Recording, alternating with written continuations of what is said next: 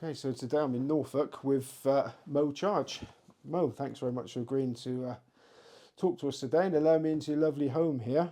So, for people that don't know you, you're a sportsman of both track and turf, successful punter and bookmaker. Is that pretty much sum you up? Yes, it does, those four categories nicely. Okay, so before we go into your career, which is quite varied and lengthy, you were an independent bookmaker in the very thick of it in the 80s and the 90s. I mean, they must have been exciting times. They certainly were, Simon.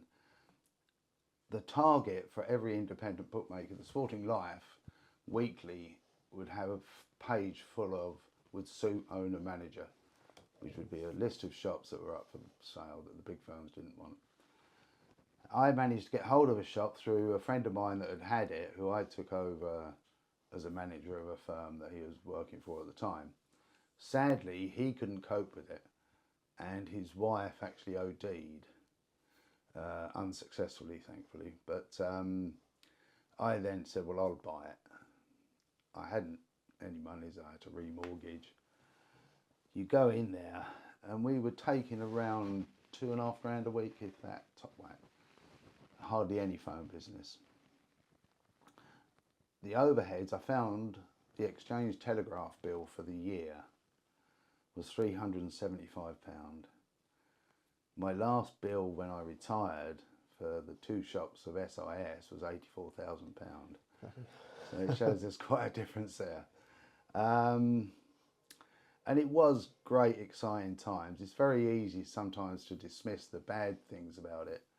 But I built up a nice credit business, phone business, and I just realised I'd suddenly got a knack, because before I'd only really worked in betting shops. I hadn't gone out trying to pull punters, and I seemed to have a knack of being able to pull punters. I would nicker them off of rivals. Every town, every large village, all had an independent betting shop, every single one without fail. And you realise then that some of them were very gullible. And the phrase, the last leg of a Yankee, came to bound, because everybody tried to trade with each other rather than giving it to big firms. But if somebody came onto you, another independent, and said, well, it's the last leg of a Yankee, it's genuine hedging.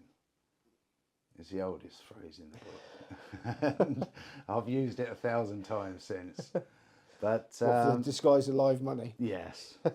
But it was exciting in one sense. But the one big fear we did have were the customs and excise.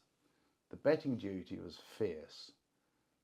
Not restrictions, but the tightness. They used to come and visit you.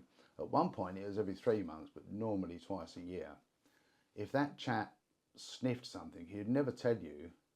He would then report it to a team up in Manchester, who would come down and raid you just like the Sweeney of the 70s.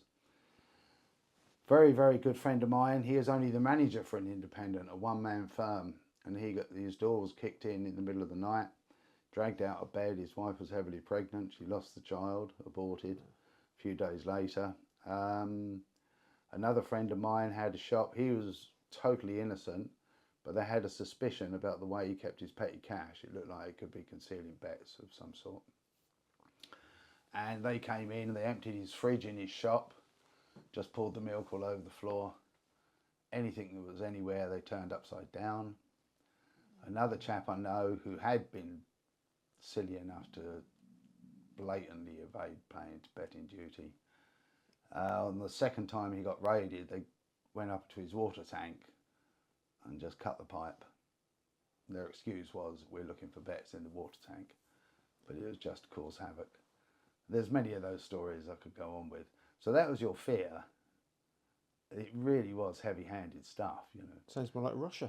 Yes, yeah. And once again, through historically since 1960 of betting shops, you can go back further, no sympathy for bookmakers. None whatsoever. We don't expect it. So consequently, I found it very difficult to be sympathetic back to punters. We were there for one reason, and that was to skin them. So it was exciting times, and luckily for me, I managed to get the shop up to a fairly decent level. And it's only within about 18 months I had an offer from Mecca Bookmakers, which was pretty much 3 times what I'd paid for it. Enough to have bought a house outright where I lived at the time. And so, yeah, I signed up. I then went back to work for Barry Fulton of R&K Bookmakers. And he had amalgamated with 2 other firms. There's 2 brothers, Parsons, Ernie Parsons and Terry Parsons. And they amalgamated and became World Sport Bookmakers. So during that time, once again, it was great. It really was. Cash was king. It seems strange nowadays, but cash was just an abundance. Either way, don't get me wrong. And when I was on my own totally then, I was on my own again, my back was against the wall. Dreadful. Absolutely dreadful. And it was a fear. You're thinking, how am I going to pay this out? And yet, I cannot ever recall a bookmaker not ultimately paying a punter. And yet, we could talk for 10 years about a list of punters that don't pay bookmakers. How about a list of punters that beat you? Yes. Well, in those early days, it only took me about 18 months, 2 years, to be honest. I survived realising that you can't just open up the shop, take the bets, settle them, pay them out, and that's it. There is an art to sniffing, finding out somebody's getting a connection here. Somebody seems to be quite regular. Instead of red carding them, I used to embrace them. I'm going to start talking some philosophy here, but there's a phrase of, don't walk in front of me, for I will not follow. Do not walk behind me, for I will not lead. Walk beside me and be my friend. So I'd use that kind of attitude of saying, look, work with me. Don't try and do me. Don't expect me to do all your donkey work either. We'll work together and we can get on. And that's how I slowly built up a platform of getting bets on. Another thing I was very insistent on, even in them days of the late 80s, early 90s, was secrecy in the sense of, I said nothing, I told nobody. Why do you want... In those days, my hedging outlets, I must have had 20 or 30 outlets. There was no need to involve people to get on in shops. Later on you had to, because the accounts started getting closed. Some of the bigger firms actually embraced me and worked with me themselves. And I've had in the times when they would said to me, this would have been in the 90s, I would phone a bet over, because I had one of the traders, I had his home number, he's the main trader. I'd phone them up, say, look, I'm after this. Okay, Mo, we can deal with X amount. I'll give it 10 minutes before I shorten, just so it gives you time to get the rest done. And so it was a good card mark for them. Anybody else I was asking to get on was to avoid that particular firm. And it just worked well. And it was exciting. And that then, the first big touch that almost was the crown jewels was 1989.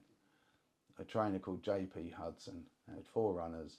He was on Oaks Day, and he had 2 at Leicester, or 1 at Catterick, 2 at Leicester. But a friend of mine asked me if I'd help him get a Yankee on. So I managed to get him, bearing in mind, this is 20 or 30 years ago.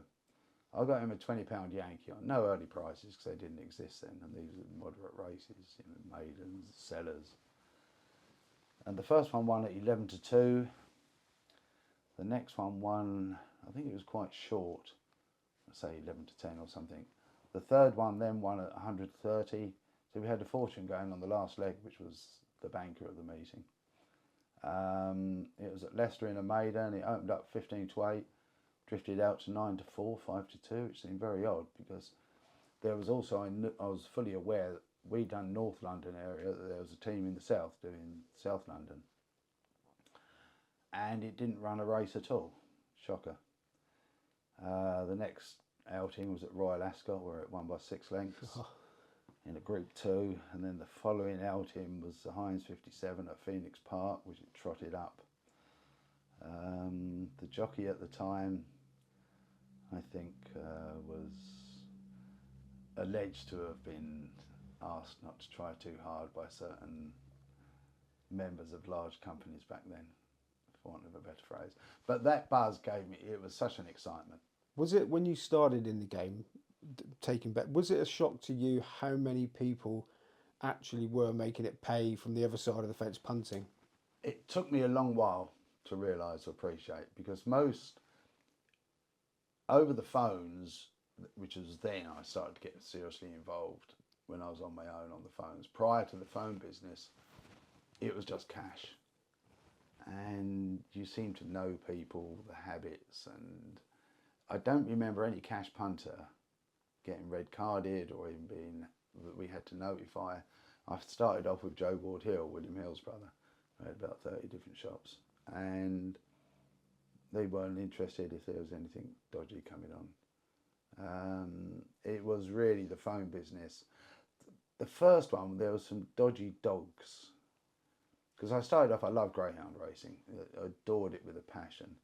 Sadly, as that sport has demised, so has my passion, and it's horse racing has been for many years now. And this chap was very good. He was a landlord of a pub. And he was very good at a certain track. He was at Romford. And so in the end I said to him, look, you know, how are you finding these winners? I used to service him weekly. So he said, well, it's actually a chap that comes in and reckons he's inverted commas in the know and all them corny old phrases. So I started going with them. And it was only, I mean, we showed a good profit. It was probably, I'm guessing now, about 6 months later, it came out that the racing manager at that particular track got the sack. He used to turn up in a Porsche, and his salary didn't warrant having a Porsche. And so that was the first time I suddenly thought, well, there is another angle here that we can start getting involved. And that side of it, I enjoy. So was that a part, because you were very successful, I mean, was that something you actually cultivated over your career, finding the sharp people and keeping them on the right side? I wouldn't go out my way to find a shark or a sharp person. I used to call them sharks. No, I wouldn't go out my way to find him.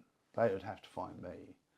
And as I said, if they tried and lied to me, I can't abide liars, to be honest. And so if they came on and said, oh, this isn't fancy today, Mo, or we're not doing this, we're not playing that, or the bluff bet, you'll find most decent staked punters at one period would throw a bluff bet into a firm they could get on with, knowing that we would shorten it up, and then that would drift on the shows. Something else would be heavily backed. People have accused me of doing bluff bets. I assure you I haven't. But yes, and so getting back to my original phrase, I'd work with somebody, but don't tuck me up. If you tuck me up, you get red carded. And I've done that many times where we'd had a good relationship. I smelled that something was amiss, and so I would just stop it. How long would it take you to work out that they were actually very good, as opposed to Templegate having the purple patch? It's probably the style of betting. In time-wise, every punter has a good run, don't they? Whoever they are, they will always have a good run. You have to bear that. There was one chap, actually, I got introduced to him, a little Jewish man, Barry Rogg. And if you go onto YouTube and look at Barry Rogg, you'll see him. Fantastic man. Introduced to me, lo and behold, win, win, win, win, win. The man who introduced him said, no, look, Mo, I promise you he's fine. Turned out he was fine. I just caught him on a bad run, so I was getting ready to red card him. And great relationship, lovely man. He remembers Tabor when he was a teenager. Barry owned 2 Jewish delicatessen shops. Sadly, his wife died in tragic circumstances. I went and sat with him. He lived near Marble Arch. So, yes, if I'd have been very impulsive, I'd have shut Barry down. But it was just a good run. So it would take a week or two getting back to your answer.